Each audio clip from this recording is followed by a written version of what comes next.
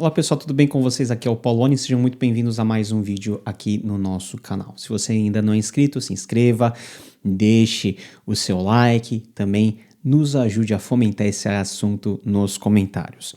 Surgiu aí no noticiário desses dias a tal aprovação em regime de urgência do projeto de lei 4606 de 2019. Quando a Câmara aprova um projeto de lei em regime de urgência, é que esse projeto pode ser aprovado com uma celeridade ainda maior dentro da Câmara, respeitando todos os ritos regimentais que lhes são peculiares. Agora, pense comigo, se um projeto ele é aprovado com urgência, isso quer dizer que tem um grau de influência ou tem uma possibilidade de mudar radicalmente ou em partes a vida de todo o povo brasileiro, principalmente dentro do contexto caótico político que nós estamos vivendo. E você olha para um tipo de lei assim e fala, deve ser algo que beneficie a todos. Mas vamos ver o teor da lei, essa lei proposta aí pelo deputado pastor Sargento Isidoro, partido Avante da Bahia. Ementa da lei. Veda qualquer alteração, edição, supressão, adição ou adaptação aos textos dos livros da Bíblia Sagrada, mantendo a inviolabilidade de capítulos e versículos, proibindo modificar o texto sagrado, garantindo a pregação do seu conteúdo em todo o território nacional. É uma salada de conceitos numa redação bem mal feita, que faz com que aparentemente soe como algo bom, como algo em defesa dos valores cristãos, como algo em defesa da igreja, mas que não faz o mínimo sentido e não tem nenhum tipo de propósito bem direcionado. Em primeiro lugar, veda qualquer alteração, edição, supressão, adição ou adaptação aos textos dos livros da Bíblia Sagrada. O que ele quer dizer com alteração, edição, supressão, adição e adaptação? Nós não podemos fazer nenhum tipo de trabalho acadêmico utilizando os textos bíblicos, porque os textos bíblicos eles não podem ser mexidos tal como eles estão. O que ele quer dizer com alteração? O que ele quer dizer com adição ou adaptação? O texto não está claro. E ele fala assim, dos livros da Bíblia Sagrada. Que Bíblia Sagrada ele está se referindo? Ele está se referindo à Bíblia Sagrada dos católicos, que tem mais de 70 livros, a Bíblia Sagrada dos ortodoxos, que tem mais um pouquinho, dependendo da tradição ortodoxa, está se referindo à Bíblia dos crentes, nós, protestantes, 66 livros, 39 do Antigo Testamento, 27 do Novo Testamento. Qual Bíblia é essa que não pode ser mexida? E outra coisa importante que vem no bojo dessa discussão é que por que a Bíblia não pode ser lidada de uma maneira a ser editada? Qual que é o intuito disso? Porque a Bíblia ela simplesmente é sagrada. E o ponto mais importante, né, não é que eu estou defendendo ou não, eu estou levantando questionamentos, é por que o Estado tem que meter o bedelho nisso daqui? Por que nós devemos ter uma lei federal promulgada que garanta a tal da inviolabilidade da Bíblia? Inviolabilidade para quem? Quem que vai garantir essa inviolabilidade? O Supremo Tribunal Federal? O Supremo Tribunal Federal tem a guarda da Constituição. Ela vai ter que ter noções de hermenêutica e de exegese para saber quem está violando ou não a Bíblia Sagrada no seu uso, na sua citação e na sua proclamação. Vai ter uma comissão permanente na Câmara de Deputados de notáveis cristãos, teólogos, que vão ser chamados de vez em vez para fazer esse tipo de avaliação. Por que o Estado tem que se meter nisso daqui? Se, pela Constituição Federal, o nosso Estado é laico, então uma vez que nós garantimos esse tipo de apreciação especial da Bíblia Sagrada, que é o livro dos cristãos, nada impede que haja também uma lei específica para o Corão, que é o livro dos muçulmanos, para os budistas, para os hinduístas, nas suas mais diferentes literaturas. Esse negócio não vai ter fim, esse negócio não tem um propósito que se enquadre dentro das funções do Estado e da lei. E o texto segue mantendo a inviolabilidade de capítulos e versículos. Ou seja, que ele quer dizer com inviolabilidade de capítulos e versículos? Você não pode mudar os versículos de lugar, é isso? Você não pode suprimir um capítulo, você não pode citar fora, né? Você não pode citar um capítulo ou um versículo de forma pontual, você tem que manter a unidade? Ou você não pode citar de formas variadas e flexíveis? Veja só, o problema dessa lei é que nós não estamos falando dentro do contexto da igreja, onde a Bíblia ela é ensinada de acordo com uma metodologia, de acordo com uma posição hermenêutica, de acordo com linhas confessionais. Nós estamos falando de uma lei federal que rege esses princípios, que não são princípios de interesse comum a todas as pessoas que vivem nesse país, a todos os brasileiros, porque nós não temos só evangélicos vivendo aqui. Aliás, esse negócio de capítulo e versículo é um negócio bastante anacrônico, porque o texto original não tem capítulo e versículo. Então, a discussão, ela tem muito pano para manga. Que tipo de Bíblia o cara quer usar como padrão? É a Bíblia em português? Se for a Bíblia em português, é em que versão? Na ARC? Na ARA? Na NVI? Na NVT?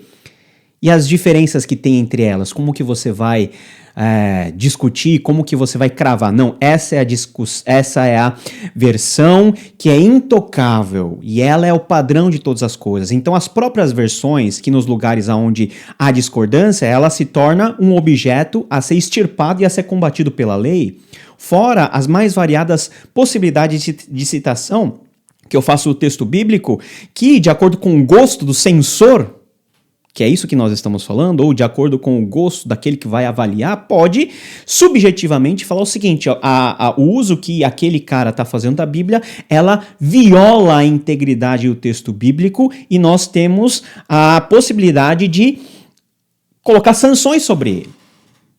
Essa lei é algo muito perigoso, que pode ser um tiro que sai pela culatra. O problema é que o Congresso Nacional, por amplíssima maioria, aprovou o regime de urgência num negócio desse. Quer dizer que, será que isso é um mover do Espírito Santo em que todo mundo tem consciência da importância da palavra de Deus? Isso é uma visão tão ingênua.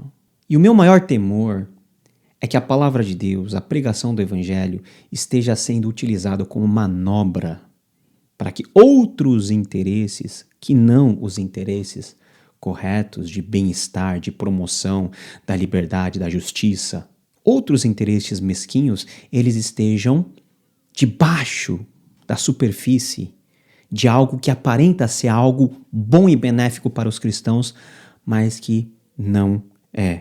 Proibindo modificar o texto sagrado, garantindo a pregação do seu conteúdo em todo o território nacional. A Constituição já garante a livre pregação, não somente do Evangelho, mas a pregação de todas as religiões, de todas as mensagens. O Estado é laico e a Constituição Federal de 88 não barra a pregação religiosa.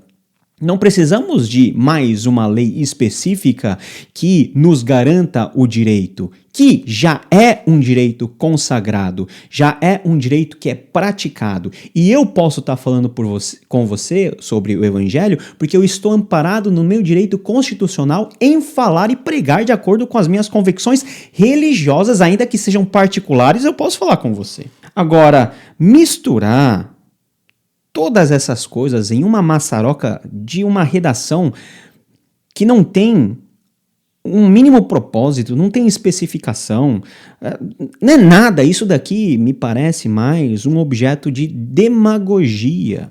Nós estamos amparados pela Constituição, já, e quem deve zelar pela tal inviolabilidade da Bíblia não é o Estado, é a igreja.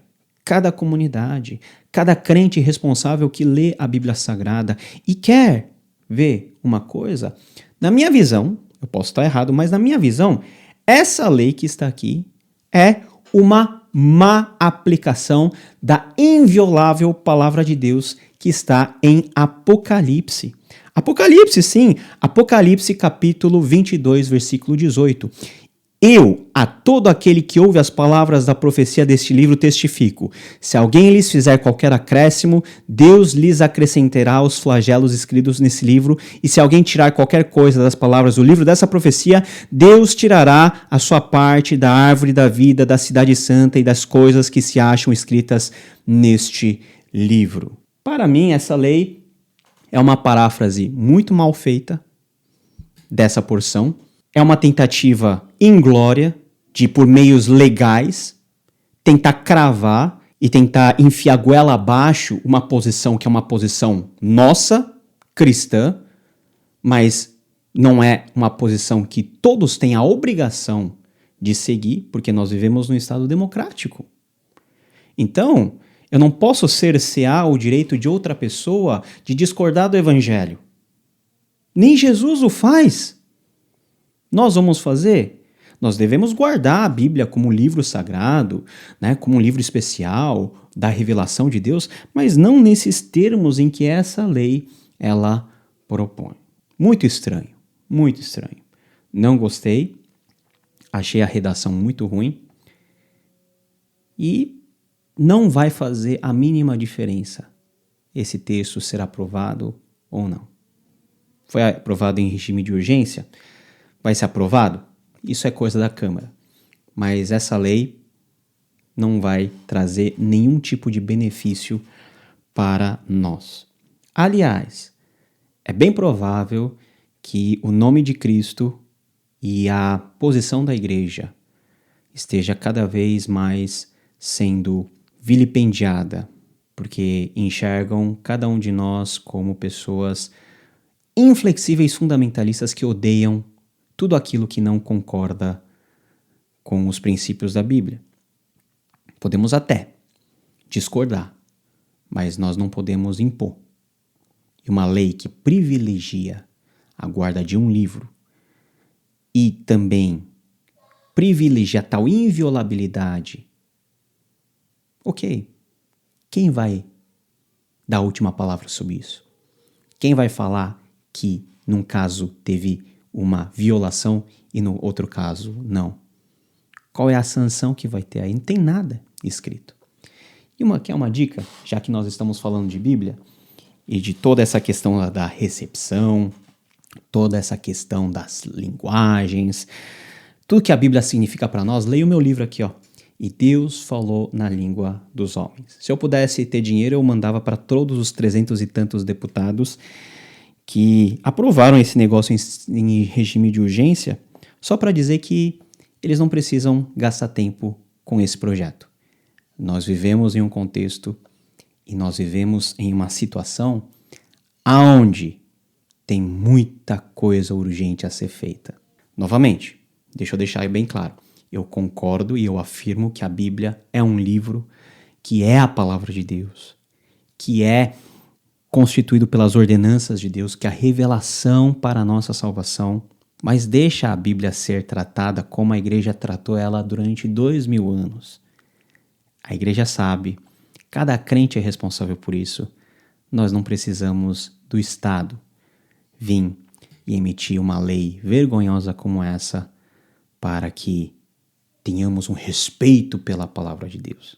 Que Deus te abençoe.